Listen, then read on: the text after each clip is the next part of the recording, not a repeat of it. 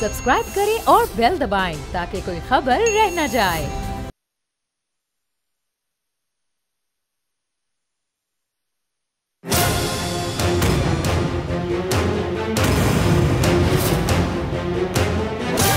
From the Islamabad studios of Bol Network, it's time for Jameel Farooqi on National Debate.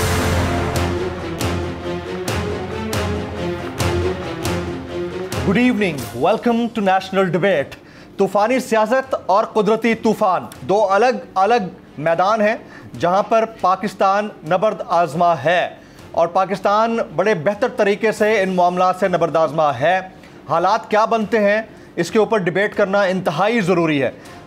Karachi के अंदर, हैदराबाद के अंदर और मुल्हिका इलाकों में हम सबको बिपरजॉय नामी तूफ़ान का सामना है, जिसका मतलब है आफत। और हमारी जो सियासत है उसके अंदर उफ्ताद तो पहले ही आ चुकी है। तो आज इन तमाम मामलात के ऊपर बातचीत करेंगे। मैं वक्त ज़ाया किए बगैर अपना हैशटैग बता देता हूँ। आज का जो हमारा हैशटैग है, इट इज़ बायपरजॉय, हैशटैग बायपरजॉय। मुझे जमील फारूकी कहते हैं। आप मेरा प्रोग्राम नेशनल डिबेट बोल न्यूज़ पर मुलाजा करते हैं। आज के जो हमारे मौजूद मेहमान हमारे साथ जुड़े होंगे उनका इंट्रोडक्शन करा देता हूँ। हमारे साथ मौजूद होंगे सिंध के वज़ीर इत्तलात जनाब शर्जील इनाम मेमन साहब। आज के हमारे दूसरे मौजूद मेहमान हैं तर्जुमान इस्तेहकाम पाकिस्तान पार्टी जनाब नोमान लगड़ियाल साहब। आज के हमारे तीसरे मौजूद मेहमान, हाल ही में आपने मुशीर बराए वज़ीर आज़म का कलमदान संभाला है, शेख रोहेल असगर साहब। आज के हमारे चौथे मौजूद मेहमान होंगे सीनियर रहनुमा इस्तेहकाम पाकिस्तान पार्टी जनाब फयाजुल हसन चौहान साहब। आज के हमारे पाँचवें मौजूद मेहमान सदर Islamabad high court bar association जनाब नवीद हयात मलिक साहब।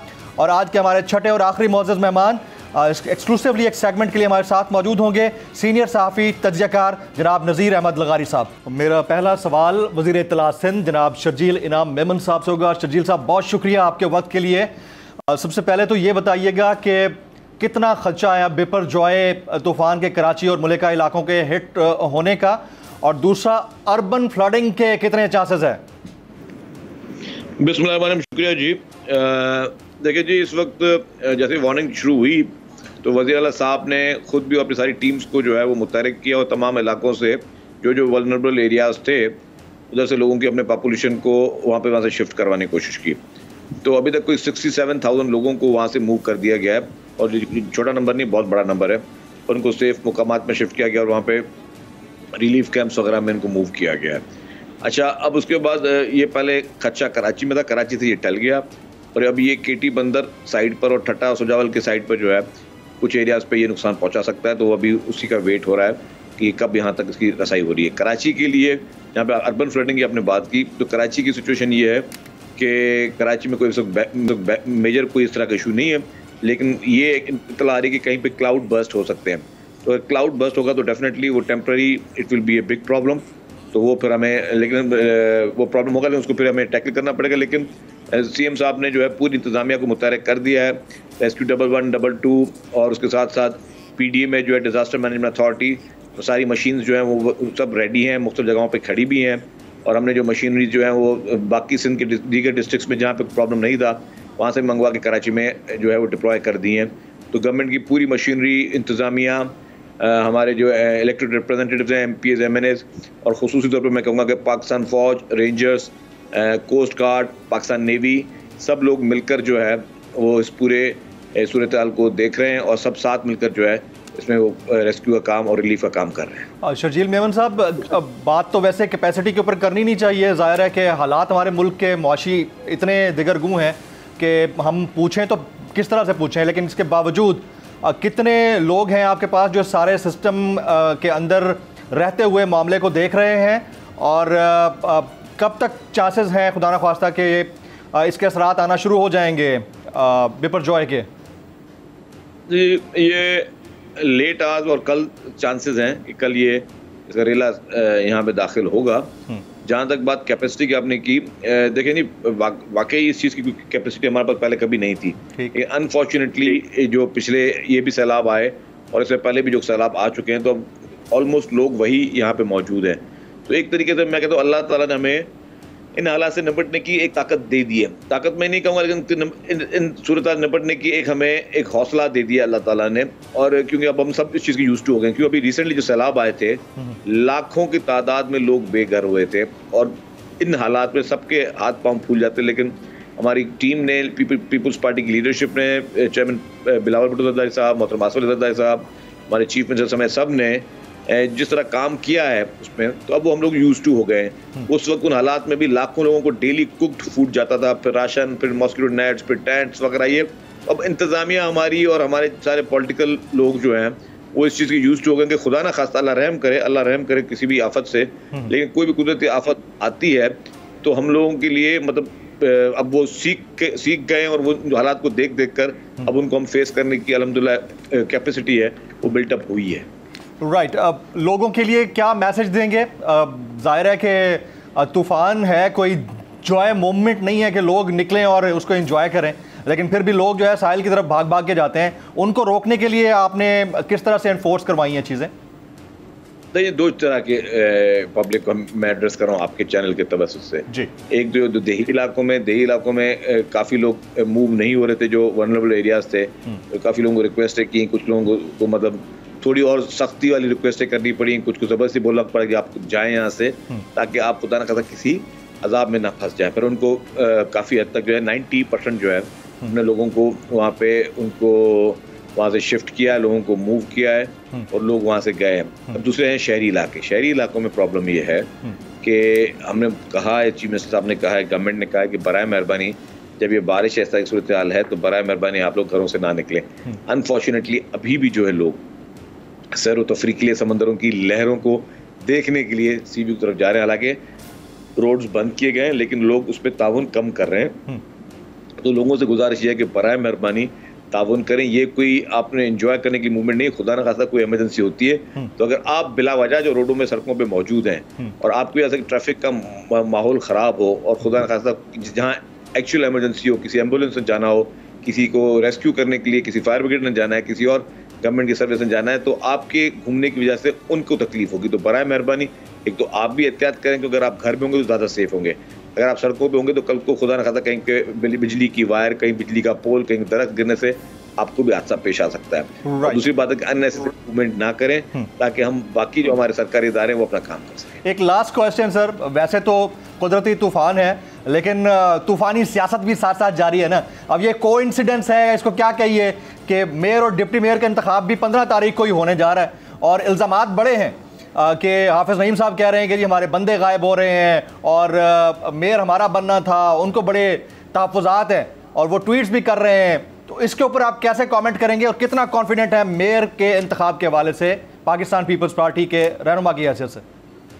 मैं बिल्कुल क्लियर कर दूं कि पीपल्स पार्टी के पास इस वक्त नंबर 1 मेजॉरिटी हासिल है और पीपल्स पार्टी को PMLN और JUIF की भी सपोर्ट हासिल है। Jamaat Islami second number party है, उसको PTI की सपोर्ट हासिल है। PTI के 50% से ज़्यादा लोगों ने कहा है कि जी हम कुछ भी कर दें, हम ना पीपल्स पार्टी को वोट देंगे ना ही हम जमात इस्लामी को वोट देंगे, तो वो किसी को भी वोट देने के लिए तैयार नहीं है। तो आपके पास कितने नंबर्स हैं? नंबर्स कितने इस वक्त, कितने कॉन्फिडेंट हैं? जी मैं अल्हम्दुलिल्लाह 100% कॉन्फिडेंट हूँ कि कल जो है पीपल्स पार्टी का मेयर आ जाएगा। हाफिज़ नईम साहब के लिए बेहतर ये है कि वो खुद ही एक सेफ एग्जिट ले लें और सिलेक्शन को उससे सरेंडर हो जाए। Very right. शर्जील इनाम मेमन साहब, वज़ीर इत्तलात सिंध, सर आपने एक्सक्लूसिवली हमारे लिए वक्त निकाला, बहुत शुक्रिया। प्रोग्राम में दीगर मेहमानों को मैं खुश आमदीद कहूँगा। नोमान लंगड़ियाल साहब तर्जुमान हैं इस्तेहकाम पाकिस्तान पार्टी के, आपसे सवाल बनता है सर, बड़े इल्ज़ामात लग रहे हैं कि नून लीग की ईमा के ऊपर जो है या लंदन वालों की ईमा के ऊपर इस्तेहकाम पार्टी का वजूद सामने आया है, इसके ऊपर आप कैसे कमेंट करेंगे लंगड़ियाल साहब? जी जमीर भाई अस्सलाम वालेकुम। जिस तरह आपने इंट्रोडक्शन कराया मुझे तो हैरत हो रही है कि लंदन वाले और इस तरह वजूद में आया। हमारी अल्लाह की मेहरबानी से अपनी पार्टी है और हमने जो आज मुल्क की सूरत हाल है, अगर आप देखें जितनी अवाम हमारी नाउमीद है, जो मायूसी उनमें छाई हुई है, फिर उसके बाद जो हमारी मुल्क की सूरत हाल है, गुर्बत है, इन्फ्लेशन है, कीमतें हाई प्राइस है, तो ये तमाम चीज़ें, हमारी मईशत इतनी क्रिटिकल पोजीशन में है, ये तमाम चीज़ें देखते हुए, इसको मद्देनज़र रखते हुए हमने एक बड़ी प्लानिंग के साथ ही पार्टी का वजूद लाए हैं और हम कोशिश कर रहे हैं कि इस पार्टी में एक पॉलिटिकल रिफॉर्म भी हो जिससे ना सिर्फ हम पाकिस्तानी अवाम की किस्मत बदल सकें बल्कि एक पॉलिटिक्स को नया ट्रेंड दें। तो मैं समझता हूँ कि ये पार्टी इसलिए वजूद में आई है, ना ये किसी की डायरेक्शन पे बनी है और ना ही किसी के अलाइंस में बनी है। अब डायरेक्शन या अलायंस पे तो नहीं बनी, लेकिन you people are already part of the alliance.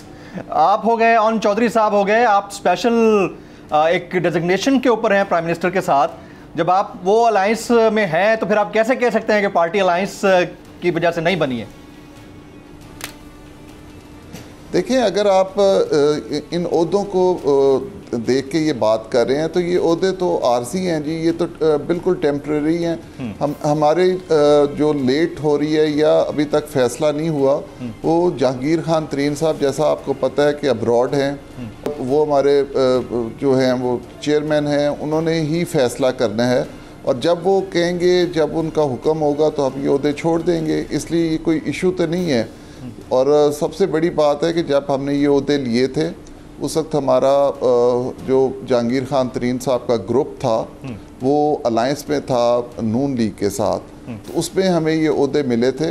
तो ये कोई इतनी बड़ी बात नहीं है। हमारी अपनी पार्टी का वजूद है, हमारी शनाख्त है, हम इंशाअल्लाह ताला अपनी पार्टी को मजबूत करेंगे।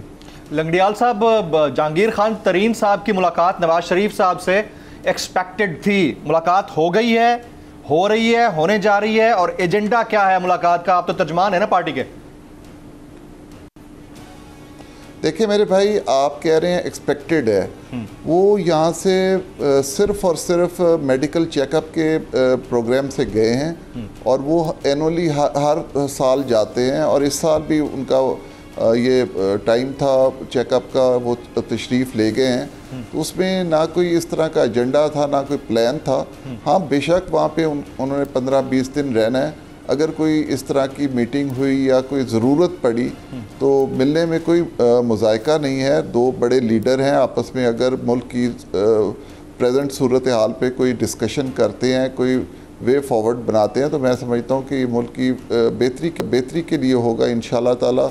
कोई हम आवाम की किसी तरह भी ये नहीं है कि कोई हम आवाम को किसी कोई डबल क्रॉस करें या कोई इस तरह का मामला है। ये अल्लाह ताला की मेहरबानी से मुल्क हमारा बड़ा बेहतरीन है और हम यहाँ पे अपनी मईशत के लिए पूरी कोशिश करेंगे कि इंशाअल्लाह ताला हमारी पार्टी जो है यहाँ पे एक अहम रोल प्ले करे। आप ये कह रहे हैं कि शेड्यूल्ड नहीं थी कोई मुलाकात और ना ही अभी तक एजेंडे के ऊपर है कि इस तरह की कोई मुलाकात होनी है। अगर ऐसे ही तुक्के में हो गई तो हो गई, लेकिन प्लानिंग कोई नहीं है मुलाकात की। तो फिर यहाँ पर वो लंदन फैक्टर के जो चर्चे चले हुए हैं कि लंदन में बैठकर कोई पाकिस्तान के हवाले से कोई फैसला होने जा रहा है, तो वो उसमें सारी क्यास आ रही हैं, झूठ है सर? देखें भाई, मैं आपको दोबारा कह रहा हूँ कि ये जो मुलाकात का प्रोपेगेंडा किया गया, ये डिसइंफॉर्मेशन है। कोई इस तरह का प्लान नहीं था। मैंने बताया कि उनका एक एनुअल चेकअप होता है, वो उस चेकअप के लिए गए हैं, तो सिर्फ वो इसी पे फोकस है। अदरवाइज़ अगर मुलाकात हो भी जाए तो मैं समझता हूँ कोई इतनी बुरी बात नहीं है। राइट। अब आपकी पार्टी से रिलेटेड एक और बड़ा मसला सामने आया है, वो तहरीके इस्तेहकाम में पाकिस्तान ने पार्टी का नाम इस्तेमाल करने पर आपकी पार्टी को सू कर दिया है। तो आपको आइडिया नहीं था कि ये नाम मिलते जुलते हैं या फिर आपने उसी पैटर्न पे इसका नाम रख दिया, चले खैर है? देखिए मेरे भाई, वो कोई तहरीक है, तहरीके इस्तेहकाम कोई इस तरह की है। हमारा तो तहरीके इस्तेहकाम में पाकिस्तान मुकम्मल पार्टी का नाम है। हाँ जी। हाँ, वो तो देखे ना, वो एक डिफरेंट है और वो एक अननोन सी पार्टी है। वो जैसे होता है कि एक बड़ी पार्टी जब बनी है तो उसको सिर्फ थोड़ा टीज़ करने के लिए हो, अदरवाइज़ कोई इस तरह की बात नहीं है। हमारा पार्टी का बड़ा सोच समझ के नाम रखा गया है और इंशाअल्लाह ताला जिस तरह हमारी पार्टी का नाम है, हम अल्लाह के फजल व करम से अपने मुल्क के लिए वो इस्तेहकाम लेके आएंगे इंशाअल्लाह। Very right. लंगड़ियाल साहब आप साथ मौजूद रहिएगा। नवीद हयात मलिक साहब इस्लामाबाद हाई कोर्ट बार के सदर, सर आप स्टूडियो तशरीफ लाए, आपका बहुत बहुत शुक्रिया। आज ख्वाजा आसिफ साहब ने बड़ी धुआंधार तकरीर कर दी है पार्लियामेंट हाउस के अंदर। उन्होंने कहा कि जो जजेस हैं उनके तो 16-16 लाख रुपए हैं, और उन्होंने वैसे ही इन रूटीन जिस तरह से वो हेड ऑन लेते हैं इंस्टीट्यूशंस को, उन्होंने लिया। उन्होंने कहा हमारी तो 1.5 लाख रुपए तनख्वाह है, उधर क्या है और इधर क्या है, तो उन्होंने कमी नहीं कोई छोड़ी। क्या इख्तियार है पार्लियामान के अंदर बैठे हुए लोगों का कि वो इंस्टीट्यूशंस के हेड्स को, इंस्टीट्यूशंस के बड़ों को इस तरह से हेड ऑन लें और स्टे ऑर्डर्स के ऊपर बाकायदा डायरेक्ट करें कि बड़े बड़े इंडस्ट्रियलिस्ट को, और बहुत सारे ऐसे नाम हैं उनको स्टे ऑर्डर्स मिल जाते हैं और वो टैक्स नहीं देते। क्या आपके नॉलेज में है कि टैक्स जो है उसके ऊपर ना देने के ऊपर सबसे ज़्यादा स्टे ऑर्डर भी सनतकार नुमा सियासतदानों ने लिए हुए हैं? तो इसके ऊपर कमेंट कर दीजिएगा प्लीज़। देखिए, ये जजेस की तनख्वाहें किसने मुकर्रर की हुई हैं? क्या जजेस की तनख्वाहें जजेस ने ख़ुद मुकर्रर की हैं अपनी?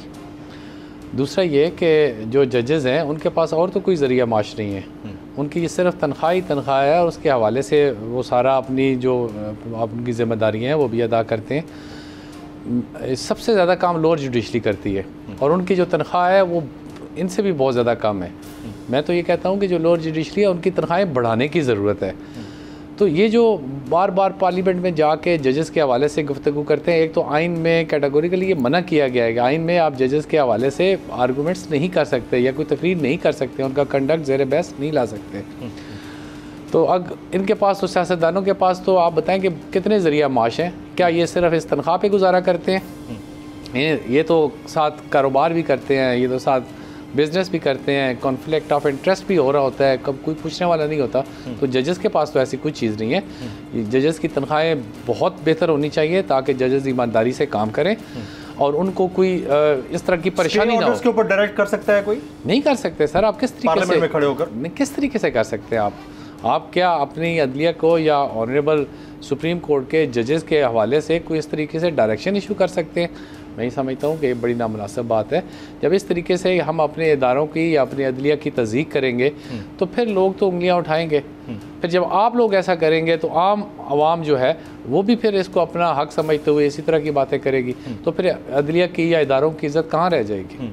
अच्छा, उस इज़्ज़त को बहाल करवाने के लिए हमारे जो इंस्टीट्यूशंस हैं उनको भी अपना रोल प्ले करने की ज़रूरत है। वो भी तो सुन रहे होंगे ना, बिल्कुल करने की ज़रूरत है। आई एग्रीड कि उनको अपनी अपनी जगह पे अपना रोल अदा करने की ज़रूरत है। जहाँ पे इस तरह किस्म का तासर आता है उसको ख़त्म किया जाना चाहिए और उनको कानून और आइन के मुताबिक फ़ैसले करने चाहिए, बगैर किसी को फेवर किए हुए, बगैर किसी फियर और फेयर के। वेरी राइट, तो वेरी राइट। मैं आपके पास दोबारा आता हूँ। ख्वातीन हज़रात, एक ब्रेक लेते हैं। ब्रेक के बाद जब वापस आएंगे तो हमारे साथ हाल ही में आपने कलमदान संभाला है, पाकिस्तान मुस्लिम लीग नवाज़ के सीनियर रहनुमा, एक मारूफ पाकिस्तान के सनतकार भी हैं और साथ साथ अभी मुशीर बन चुके हैं वज़ीर आज़म पाकिस्तान के जनाब रुहेल असगर साहब ज्वाइन करेंगे आफ्टर दिस ब्रेक।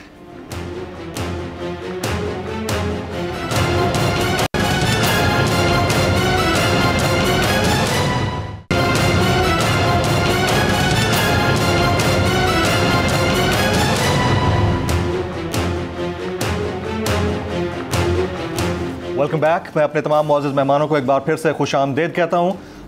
मुशीर बराए वज़ीर आज़म पाकिस्तान, हाल ही में आपको ये कलमदान मिला है। जनाब शेख रुहेल असगर साहब हमारे साथ जुड़े हुए हैं। शेख साहब, बहुत शुक्रिया आपके वक्त के लिए। इस वक्त पाकिस्तान में जो बिज़नेस कॉन्फिडेंस है, मैं आज पढ़ रहा था, वो 25% तक गिरा है। डॉलर वैसे नहीं मिल रहे हैं। एक अदद बड़ी ऑयल कंपनी आज अपने कारोबार को पाकिस्तान के अंदर शट डाउन कर चुकी है। IMF को बजट के ऊपर तहफ़्फ़ुज़ात हैं, इसके बावजूद पैसा नहीं है ख़जाने में, बजट बन चुका है। सर, ये प्रैक्टिकली किस तरह अप्लाई होगा, मुझे समझ नहीं आ रही, आप समझा दीजिए। आप माशाल्लाह सनतकार भी हैं। वैसे बदकिस्मती से मैं भी आपकी तरफ बिल्कुल नॉन प्रोफेशनल हूँ माशियात के बारे में। मुझे कसम से पता होता माशियात का तो मैं जरूर आपको एक रुचि आपको बता देता।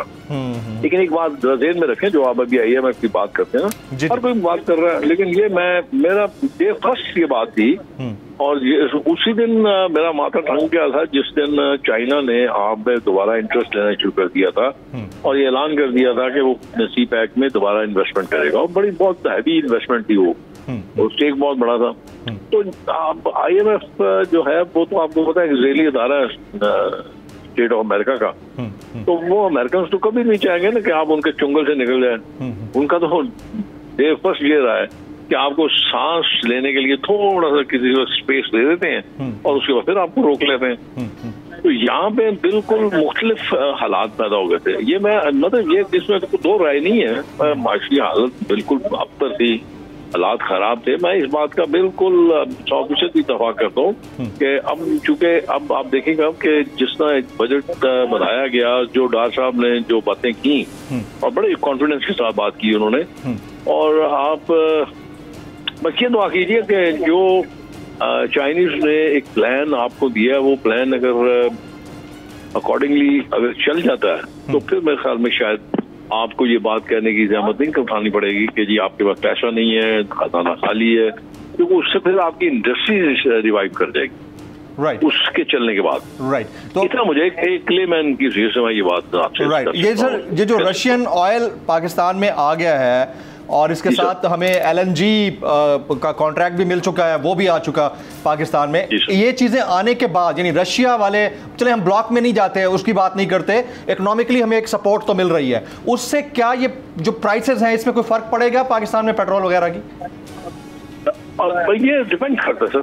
अच्छा, डिपेंड करता है कि जब आप उसको रिफाइन करेंगे, रिफाइन करने के बाद वो आपको क्या कॉस्ट करता है और आप उस कॉस्ट को किस हद तक नीचे लेके जाते हैं, ये डिपेंड करता है। एक बात तो ये आप रखें। दूसरा मैं आपको आप बिल्कुल वजह फरमा रहे थे, LNG का भी आपके पास आ गया कॉन्ट्रैक्ट। एक चीज जो आप मिस कर रहे हैं ना, जो हम लोग मिस कर रहे हैं, वो ये है कि क्योंकि ईरान पे इस वक्त लगी हुई सैंक्शन लगी हुई, हमारे पास एक बहुत बड़ी अपॉर्चुनिटी ये है कि अगर हम जैसे आप इरशाद फरमा रहे थे, अगर हम उस ब्लॉक में चले जाते हैं तो फिर ये होगा कि आप ईरान से वो जो कॉन्ट्रैक्ट था आपका नेचुरल गैस का, उसको आप रिवाइव कर सकते हैं, और उसके रिवाइव करने से आपके मुल्क में जो एक शॉर्टेज आई हुई है आपकी नेचुरल गैस की, वो मेरे ख्याल में इंशाल्लाह ठीक हो जाएगी। और ये एक बड़ा बोल्ड स्टेप उठाना पड़ेगा गवर्नमेंट को इस तरफ जाने के लिए। लेकिन आपने देखा ना ग्वादर की आपने चाइना अपना ईरान से आपने इलेक्ट्रिसिटी ली अभी, तो इसका मतलब है कि ये एक पॉजिटिव है, स्टेप्स हैं जो आप लेने जा रहे हैं। सर एक और बोल्ड स्टेप भी ले लिया जाता तो बहुत ही अच्छा हो जाता, और वो था 90 दिन के अंदर इंतखाबात का KP और पंजाब में, और अब तो जनरल इलेक्शंस का टाइम भी तकरीबन करीब है। इलेक्शन हो रहे हैं 2018 में। अक्सर लोग मेरे से ये बात पूछ लेते हैं तो मैं उनसे 2023 सर, मैं 2018 में चला गया था, मानना चाहूंगा 2023 मैं उनसे काउंटर सवाल करता हूँ कि आप अपने पूरे बयानिए में ये बात फरमाते हैं कि पाकिस्तान के तो माशी हालात ठीक नहीं है और हालात वैसे भी ठीक नहीं है। आप अगर दाएं बाएं देख के देखेंगे ना तो वहां पे भी आपको हालात अबतर ही नजर आएंगे। तो मैं सिर्फ ये समझने से कासर रहता हूँ कि क्या इंतखाबात एक ऐसी जादुई छड़ी है जो आपके हालात को दुरुस्त कर देगी? एक बात तो ये आप हो गई, और दूसरी तरफ आ जाइए, अब एक साल से तकरीबन पाकिस्तान की सारी जुमला जमातें जो है, बड़ी जमातें, छोटी जमातें सारी, वो एक जगह एक प्लेटफॉर्म पे खड़ी है। सिर्फ एक जमात ऐसी थी जो इस बात थी, और उस जमात ने भी 3.5 साल या 3.5 साल या 4 साल में जो हालात पैदा कर दिए थे वो आपके सामने है। तो अगर आप ये समझते हैं कि अगर आप इसको हालात को दुरुस्त करना चाहते हैं तो मेरे ख्याल में सबसे पहले आप पाकिस्तान और पाकिस्तान के अवाम के हालात को दुरुस्त कीजिए। तो थोड़ी देर के लिए आप इस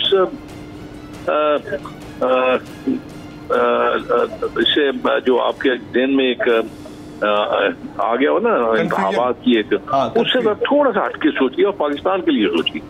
very right, very apt Sheikh Rohail Asghar sahab, आपने वक्त निकाला, आपका बहुत बहुत शुक्रिया। नौमान लगड़ियाल साहब, इलेक्शन होंगे 2023 में, मैं माजरत में 2018 में चला गया था, मुझे लगा कि वो बैक टू पुराना पाकिस्तान हो गया ना। तो 2023 में इंतखाबात होंगे, आप लोग कंटेस्ट कर रहे हैं इंतखाबात में, सर तैयार हैं? जी बिल्कुल, हम 2023 के इलेक्शन ज़रूर पार्टिसिपेट करेंगे, और इलेक्शन तो इन एनी केस होने ही होने हैं, और ये इलेक्शन कमीशन ने डेट देनी है, और उम्मीद है कि अक्टूबर तक ये इलेक्शन होंगे इंशाल्लाह। अच्छा, उम्मीद पे तो दुनिया कायम है सर, ग्राउंड रियलिटी क्या है? क्या लगता है आपको? ग्राउंड रियलिटी आप हमारी पार्टी से क्यों पूछ रहे हैं? आप अगर जो इसका रेलेवेंट इदारा है वो आपको ज़्यादा एक्यूरेट रिपोर्ट दे सकता है कि हमारे इलेक्शन कब होने हैं। अच्छा, आपकी पार्टी से मैं इसलिए पूछ रहा हूँ क्योंकि आप इस वक्त मेजर स्टेक होल्डर्स में से एक है। आपको हम नल एंड वाइट करके साइड पे बिठा नहीं सकते ना, मसला ये है क्योंकि इस वक्त आपके पास एक बड़ा ग्रुप मौजूद है। तो आपको अगर ये क्लियर नहीं होगा तो पब्लिक को तो पहले ही क्लियर नहीं है। जी मेरे भाई, मैं आपको अर्ज़ करूं कि हम मेंटली प्रिपेयर्ड हैं, हमारा होमवर्क शुरू हो चुका है। हमें इस चीज़ का अंदाज़ा है कि अगस्त में असेंबली डिज़ोल्व हो जाएगी और उसके बाद ऑब्वियसली इलेक्शन कमीशन इलेक्शन की डेट देगा। हम मेंटली प्रिपेयर्ड हैं, उसके लिए हमारी वर्किंग शुरू है। हमारी पार्टी पूरी फोर्स के साथ इस इलेक्शन में पार्टिसिपेट करेगी। तो इसलिए हमें इस चीज़ की कोई परवाह नहीं, क्योंकि इलेक्शन में ना सिर्फ हमने जाना है, पूरे पाकिस्तान ने जाना है। तो ऑब्वियसली सारों का बीच में इंटरेस्ट है और सब ने पार्टिसिपेट करना है। तो हम तो आपको ये अपने पार्टी का बता रहे हैं कि हम बिल्कुल मेंटली प्रिपेयर्ड है। हम इंशाल्लाह ताला पार्टिसिपेट करेंगे इलेक्शन में। इलेक्शन होंगे 2023 में, 18 में नहीं 23 में। आपसे पूछ रहा हूँ, देखा नवीद साहब से पूछ रहा हूँ। आपने जो हमारे मशीर हैं वज़ीर आज़म साहब के, उनकी बात सुनी कि पहले पाकिस्तान के और पाकिस्तान के हालात दुरुस्त किए जाएंगे फिर इलेक्शन होंगे। अच्छा जी सर, इलेक्शन होंगे, हालात ठीक किए जाएंगे। हालात ठीक किए जाएंगे। अगर आप ये पूछे ना कि अक्टूबर में इलेक्शन होंगे तो मैं कहूँगा कि नहीं होंगे। अक्टूबर में नहीं होंगे, 2023 में भी नहीं होंगे, 2023 में भी नहीं होंगे, 2024 में भी नहीं होंगे। वो देखा जाए साल 1.5 साल का वक्फा है। हाँ।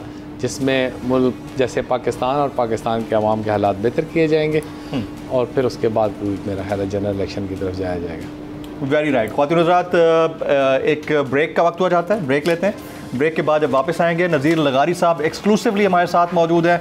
उनसे कोशिश हमारी होगी, फ़याज़ुल हसन चौहान साहब, नुमान लंगड़ियाल साहब और नवीद हयात मलिक साहब हमारे साथ मौजूद हैं। एक JIT में प्रेजेंट हुए थे खान साहब और जो सवालात पूछे गए उन सवालात के उन्होंने जो जवाब दिए, उसके बाद एक कंट्रोवर्सी डेवलप हुई और उसके ऊपर फिर खान साहब ने एक रिप्लाई में ट्वीट किया और उस ट्वीट के अंदर क्या क्या कुछ था, उसमें से क्या निकल सकता है और एक कितना सेंसिटिव मामला है। After this break.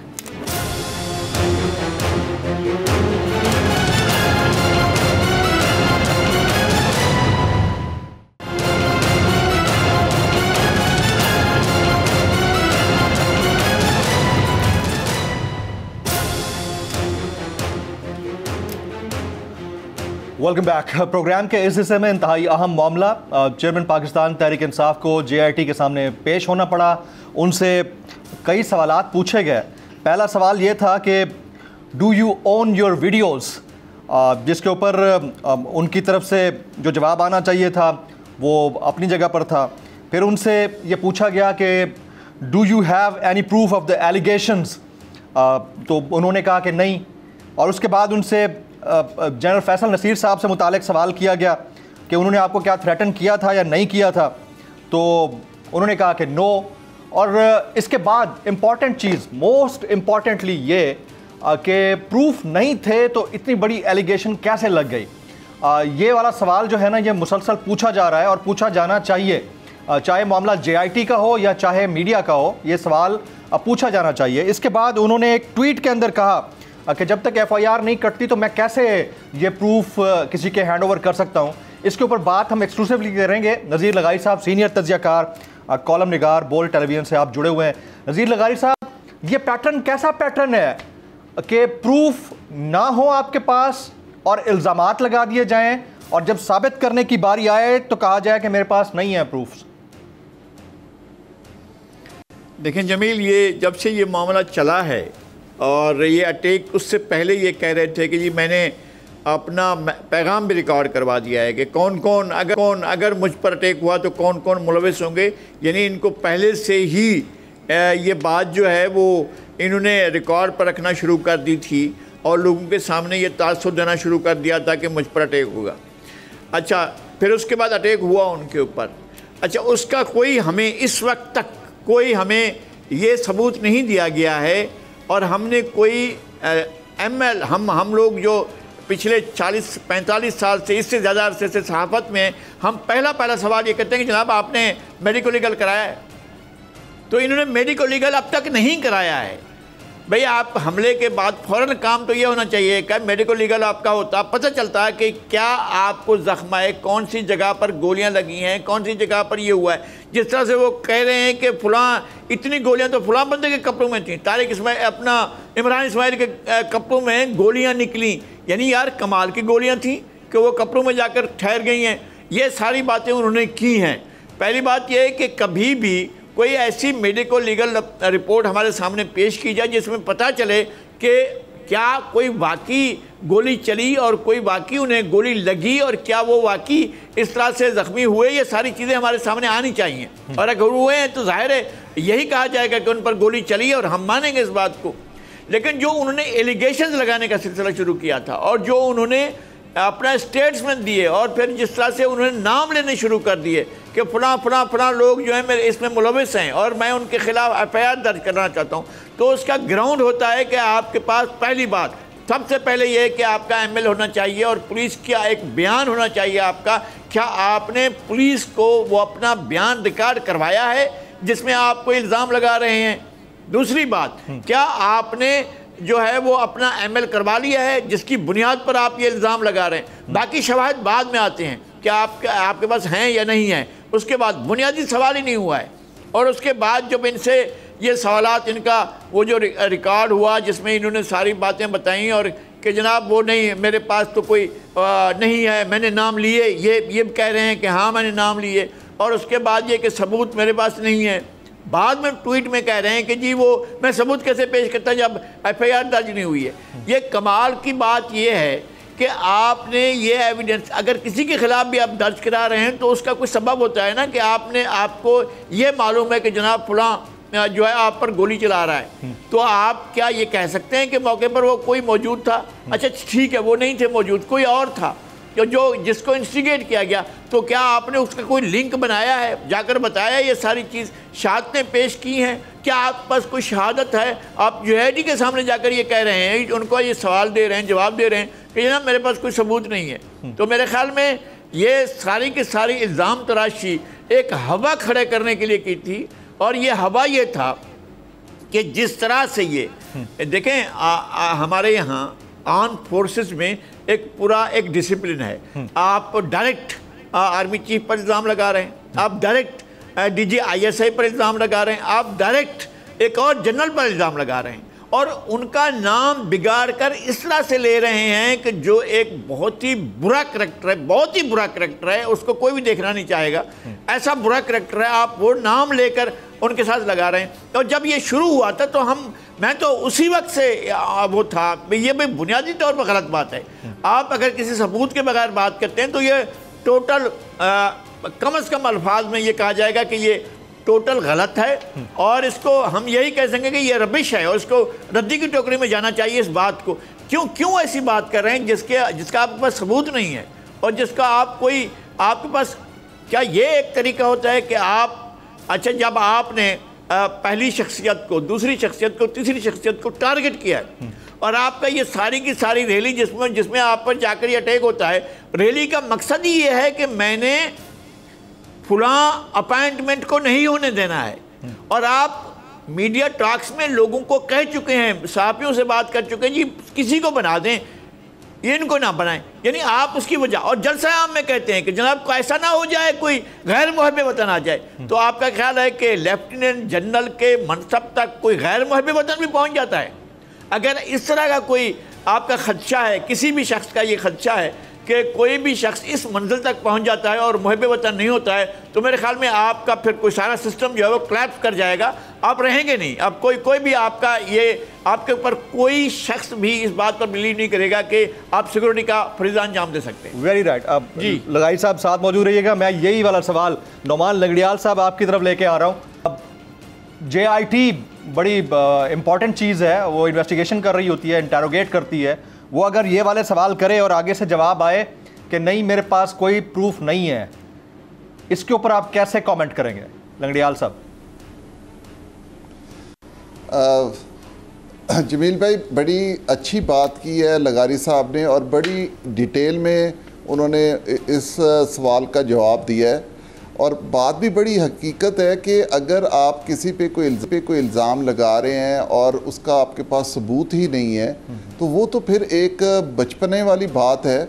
और जिस तरह मतलब कि हमारी पाक फ़ौज के सीनियर जर्नल्स का आप नाम बिगाड़ रहे हैं, ये गैर इखलाकी बात है। तो यही बदकिस्मती रही है ना हमारे सोसाइटी की, हमारी आवाम की, कि हमारी आवाम देखें, जो ये पॉलिटिशियंस होते हैं ये एक तरह के आवाम के गार्डियन होते हैं। ये आवाम के नुमाइंदे होते हैं। उनकी उनकी ग्रास रूट लेवल पे तकलीफ़ें होती हैं, उनकी मुसीबतें होती हैं, उनको हम लेके आगे असेंबलीज़ में जाके एड्रेस करते हैं और उसका सद्देबाब ढूंढते हैं। तो जब आप अपनी आवाम को इस हद तक एग्रेसिव कर देंगे और इस हद तक उनके माइंड में आप एक ऐसा जहर भर देंगे, तो मैं समझता हूँ फिर यही होना था जो आपने 9 मई को देखा। आपने उससे पहले जिस तरह इसने कॉलें दी, तो मैं समझता हूँ ये बड़ी बदकिस्मती है। हम पॉलिटिक्स को इस्तेमाल कर रहे थे, ये पॉलिटिक्स को इस्तेमाल कर रहे थे, ना कि खिदमत कर रहे थे। तो अल्लाह ताला ने इसी दुनिया में इसी जगह पर उन्हें ये आज मुकाम दिखा दिया कि आज वो तनहा खड़ा है। एक वक्त था कि इनका घर जो ज़मान पाक में है वहाँ से गाड़ी का गुज़रना मुश्किल होता था, और आज वक्त है कि वहाँ पर आपको कोई बंदा भी नहीं नज़र आता। तो मैं समझता हूँ कि अगर आप पॉलिटिक्स, क्योंकि पॉलिटिक्स में आपने आवाम की दुआएं लेनी है, उनकी जो आपने खिदमत करनी है उसका आपको अल्लाह ताला ने सिला देना है। तो अगर आवाम के साथ उसमें एहतियात करना बड़ी ज़रूरी होती है, गुमराह करेंगे। यही सवाल मेरा नवीद हयात मलिक साहब से होगा। बहुत ज़रूरी। फयाजुल हसन चौहान साहब हमारे साथ कनेक्टेड थे, उनका कमिटमेंट थी हमारे साथ, लेकिन किसी मसरूफियत की वजह से आ नहीं पाए। मैं नवीद हयात मलिक साहब, बगैर प्रूफ के इल्ज़ाम लगाना चाहिए? जमील भाई ये बहुत सीरियस इशू है, और सिर्फ इल्ज़ाम नहीं लगाया गया, बल्कि जो इदारे के तरीन ऑफिसर हैं, चीफ ऑफ आर्मी स्टाफ हैं या जर्नल हैं, उनके ख़िलाफ़ ये एलिगेशन लगाया गया। और जब आज इन्वेस्टिगेशन शुरू हुई और पूछा गया कि आपके पास किसी किस्म की कोई एविडेंस है, तो बताया गया कि एविडेंस नहीं है। देखें, जब आप किसी पे एलिगेशन लगाते हैं तो आपके पास कुछ ना कुछ तो होता है, कुछ ना कुछ सबूत होता है जो लिंक करता है उस आदमी को with the commission of offence, तो तब आप उस पर एलिगेशन लगाते हैं। जब आपके पास कोई एविडेंस ही नहीं है, तो आप इतने मुल्क के अहम इदारे के जो सरबराहान हैं उन पे एलिगेशन लगा रहे हैं, तो मैं समझता हूँ ये बहुत गलत भी बात है और ये बहुत सीरियस इशू भी है। This is very serious. और ये जो है इसके कॉन्सिक्वेंसेस भी हो सकते हैं कि आप एक तो खैर डिफामेशन या डैमेजेस वो तो that is a separate thing, लेकिन ये इस तरह के एलिगेशन लगाने और मुल्क के आला तरीन इदारों के सरबराहान पे एलिगेशन लगाने के बड़े सीरियस कॉन्सिक्वेंसेस हो सकते हैं। Very right. नवीद हयात मलिक साहब आपका बहुत बहुत शुक्रिया, नौमान लगड़ियाल साहब आपका बहुत बहुत शुक्रिया, शेख रोहेल असगर साहब जुड़े हुए थे उनका शुक्रिया, शर्जील इनाम मेमन साहब हमारे साथ जुड़े हुए थे, नज़ीर लगारी साहब, तमाम बड़ी शख्सियात उन्होंने हमारे लिए वक्त निकाला, आपका शुक्रिया। आप सबसे गुजारिश है दुआ कीजिए, पाकिस्तान इस वक्त क्राइसिस में, इकनॉमिक क्राइसिस है, पॉलिटिकल क्राइसिस है, ऊपर से नेचुरल क्लैमिटी, और इन सब चीज़ों से निबर्दाश्त होना है। तो अल्लाह पाकिस्तान को मुस्तहकम रखे और जो मुश्किलात आ रही हैं उससे हम निकल पाएँ। नेशनल डिबेट से इतना ही। जमील फारूकी को इजाज़त दीजिएगा।